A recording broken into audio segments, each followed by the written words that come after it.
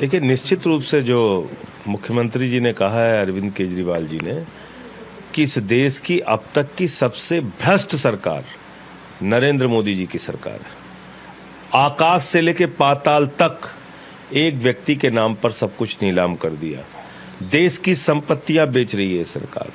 चंद पूंजीपतियों का 11 लाख करोड़ रुपए माफ कर दिया। अडानी का 2.5 लाख करोड़ रुपए का कर्जा दिया। लाखों करोड़ का घोटाला उसने किया।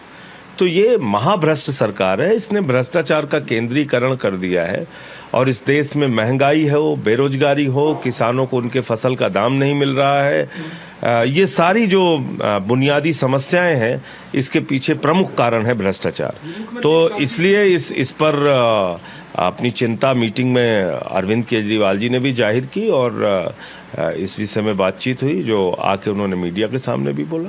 उन्होंने कहा भी कि सभी विपक्षी दलों को एकजुट होना जरूरी है। नीतीश कुमार उसकी एक तरह से अगवानी कर रहे हैं, तो आपको लगता है कि तमाम जो स्तर पे जो मतभेद है सबको भुला के सब लोग साथ आ पाएंगे? नहीं, निश्चित रूप से अभी जो परिस्थितियां हैं, तमाम ऐसे मुद्दे हैं इस देश की जनता के, बुनियादी मुद्दे, उनकी जिंदगी से जुड़े हुए मुद्दे, इन तमाम सवालों पर एकजुटता सारे विपक्ष की होनी चाहिए, जो केजरीवाल जी ने कहा है। वहाँ पे एक सवाल पूछा गया था चेहरे को लेकर और उसी बात पे आके सारी बातें टिक जाती हैं कि नेतृत्व कौन करेगा। अभी आपको वो भी जवाब दे दिया था उन लोगों ने कि पहली मुलाकात में ही सारे सवालों का जवाब नहीं होता है। धीरे धीरे बातचीत आगे जब बढ़ेगी तो एक एक बात का उत्तर मिलेगा। ये भी इस मुलाकात से पहले मल्लिकार्जुन खड़गे और राहुल गांधी से भी वो दोनों नेता मिले। अब वो मुलाकात क्या हुई वो उनसे पूछिए, नीतीश कुमार जी से। लेकिन क्योंकि कहीं ना कहीं जुड़ी हुई है सारी चीजें, अगर विपक्ष को एकजुट होना है तो... भाई, मैं कह रहा हूँ कि जो उनके और राहुल गांधी जी के बीच बातचीत हुई, उस पर मैं कौन होता हूँ कुछ टिप्पणी करने वाला?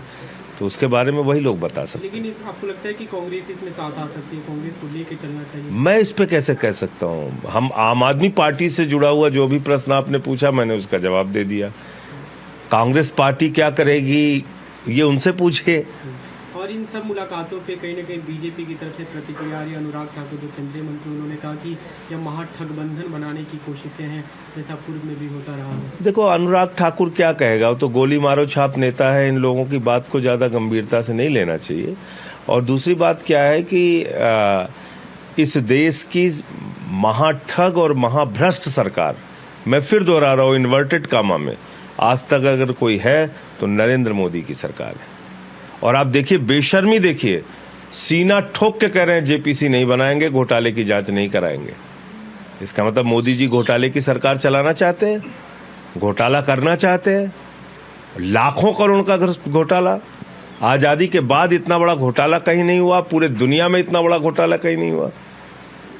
तो घोटालेबाजों की पार्टी है बीजेपी, और पूरे देश में चुन चुन के घोटालेबाजों को अपने साथ लाते हैं, वॉशिंग पाउडर में उसको धुलते हैं और उसको राजा हरिश्चंद्र बना देते हैं। ये इनका काम है। सब गठबंधन और जो ये सभी कोशिशें होती हैं और फेल होती हैं, तो बीजेपी का तंज ये होता है कि प्रधानमंत्री के चेहरे बहुत ज़्यादा है। गिरिराज सिंह ने ऐसा ही तंज किया है कि नीतीश कुमार प्रधानमंत्री बनने की कोशिशें कर रहे हैं, लेकिन ऐसी वैकेंसी अभी नहीं है और उनके मन में ये प्रबल इच्छा पहले से है। देखो, ऐसा है, गिरिराज सिंह क्या कह रहे हैं या बीजेपी क्या कह रही है वो महत्वपूर्ण नहीं है। महत्वपूर्ण ये है कि इन्होंने इस देश के लिए काम क्या किया 9 साल के अंदर। इस देश को नीलाम करने के अलावा क्या काम किया? कहते हैं भारत माता की जय, भारत की रेल बेचेंगे, सेल बेचेंगे, कोल इंडिया बेचेंगे। भारत माता की जय लगा के भारत को बेचने का काम कर रहे हैं। राष्ट्रीय सुरक्षा के मसले पर देखिए, चीन आपकी सीमाओं में घुसपैठ कर रहा है। आप इनको महंगाई के मसले पर देखिए, महंगाई में बुरी तरीके से फेल है। महंगाई लगातार बढ़ती जा रही है। बेरोजगारी चरम पर है। सेना को कमजोर कर रहे हैं। अग्निपथ जैसी योजना लाकर जवान को 4 साल में रिटायर कर रहे हैं।